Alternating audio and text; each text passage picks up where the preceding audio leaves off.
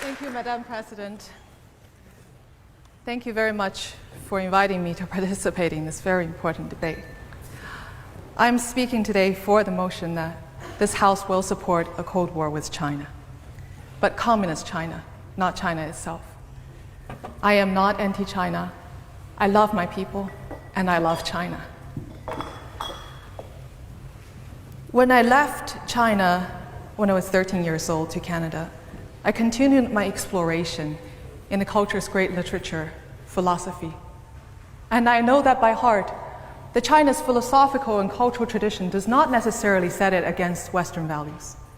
In fact, it is entirely possible for a strong and prosperous China to coexist with the West. Look at Taiwan, or look to history. For centuries, China embraced the Confucian outlook and was mostly an inward-oriented empire. If anything, in the 19th centuries, it was the West, the colonial powers, along with Japan and Russia, that posed a major threat to China, not the other way around. But today's China is different. We're now dealing with a one-party authoritarian, mercantilist state that is openly hostile to Western value and the international system. In considering China's threat, communist China's threat, there are many angles we could explore.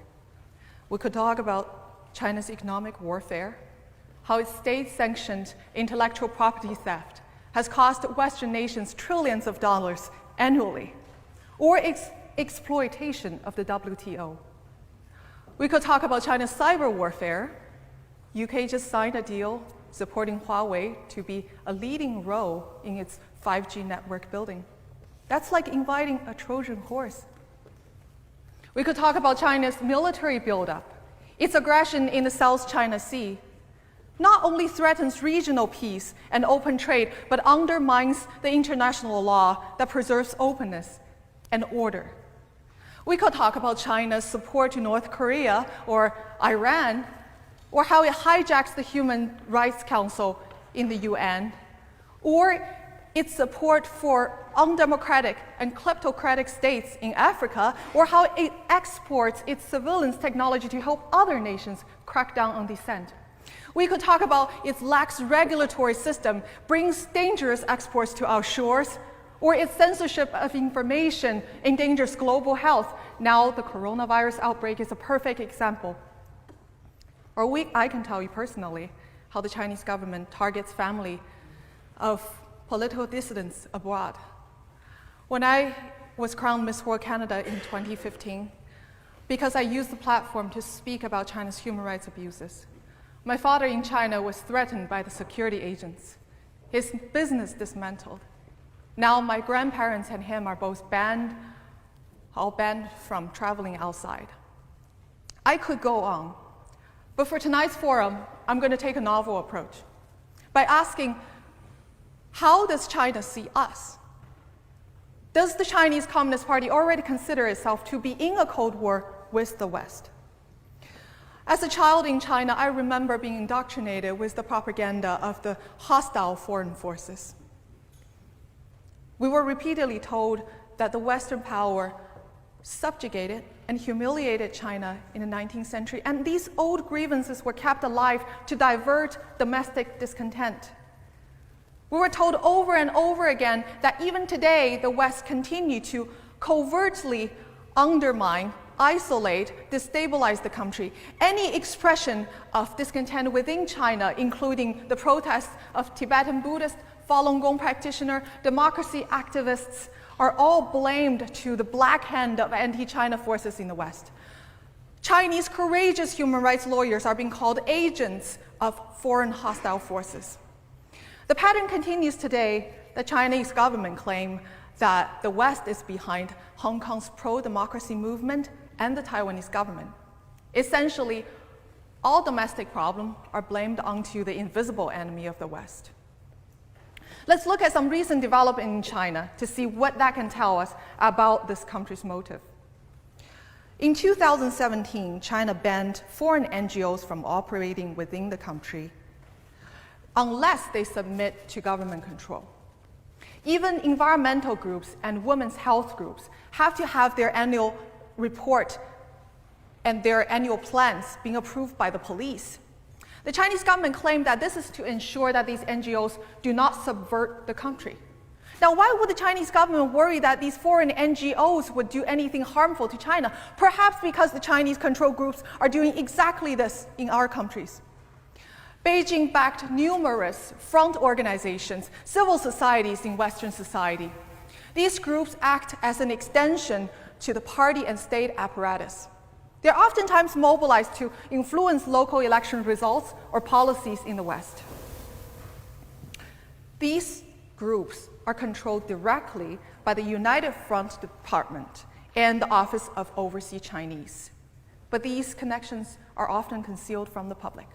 Now let's look at another example. In 2016, Chinese government banned the talk of democracy, universal human rights,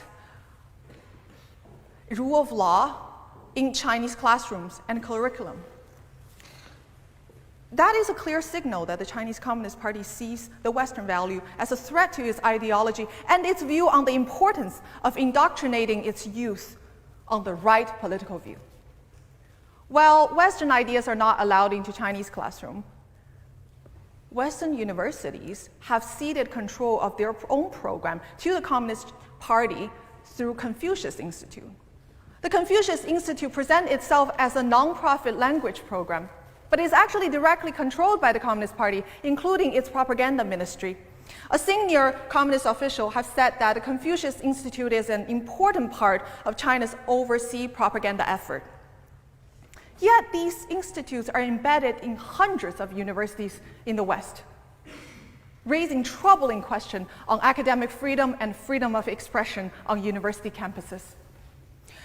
The story is similar in entertainment and media area.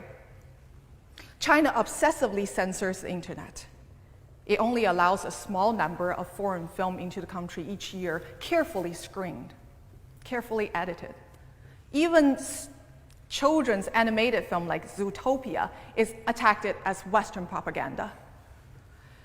Now, the situation in the West is vastly different. New York Times, Washington Post, Wall Street Journal, Telegraph, these papers all run paid news supplements from China Daily, a communist mouthpiece. Companies with deep ties with the Chinese Communist Party are now buying or entering joint ventures with major Hollywood studios, creating strong financial incentive for self-censorship. Chinese companies already own some of the biggest movie theater chains in the West. Now they get to control what the Western audience get to see or not to see, what is getting to produced, what not. It's increasingly unlikely that we will see a film that is produced about the Cultural Revolution, the Tiananmen Massacre, Tibetan, Falun Gong, or Uyghurs in the Hollywood. Now, one may say that our democratic and open Western values are more resilient than Chinese brutal authoritarianism. I wish that were true, but it isn't. Lured by self-interest, our institutions are proven all too willing to give up human rights and free speech. Western companies know that their technology are helping the Chinese government to surveil its own system through the infamous social credit system. Yet they still deal with them. We all know that Huawei's 5G technology is a Trojan horse that will affect our future, our children's future. But yet, we just signed a deal with them. Our values are already compromised. Our way of life is already conceded. But let me remind you that the human rights atrocities, the injustice that are happening within Chinese border cannot be contained. It will bleed out to every silent bystanders in the world. And the coronavirus outbreak is a perfect example of that. On December 1st, Chinese government has already discovered the first case of coronavirus in Wuhan.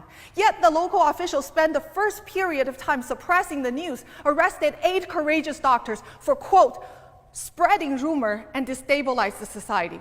The local government even went as far as hosting 100,000 people to a public Chinese New Year dinner, just to show that Wuhan is as prosperous as ever and as safe as ever. This is reminiscent of what happened in Chernobyl. The Soviets did not admit the nuclear accident until Sweden had picked up its fallout and threatened to report it to International Atomic Energy Agency. The Chinese government did not reveal the virus and report about or confirm the virus outbreak until the first overseas case was detected in Thailand. One may ask, why did the Chinese officials take such a risk? The mentality of Chinese Communist officials is that they are willing to gamble on human life in the sake of their own rule. And this mentality is the same from the smallest town to the central government in Beijing. The sole purpose for Chinese Communist Party is to stay in power, disregarding the cost of human life. There are many doctors, courageous doctors and nurses, using different channels to try to tell the world the truth about the outbreak. They reported that the hospitals are over capacity. Doctors and nurses are infected. Many people are turned away to self-quarantine at home. Many people are dying. The life under authoritarian Chinese Communist Party is a life without God's grace. It's a life where your innate worth as a human being is never recognized and your value is judged solely on your use for the Chinese Communist Party. And that was my childhood. I want to close by reminding everyone that supporting a Cold War with China, Communist China, you're standing with the Chinese people.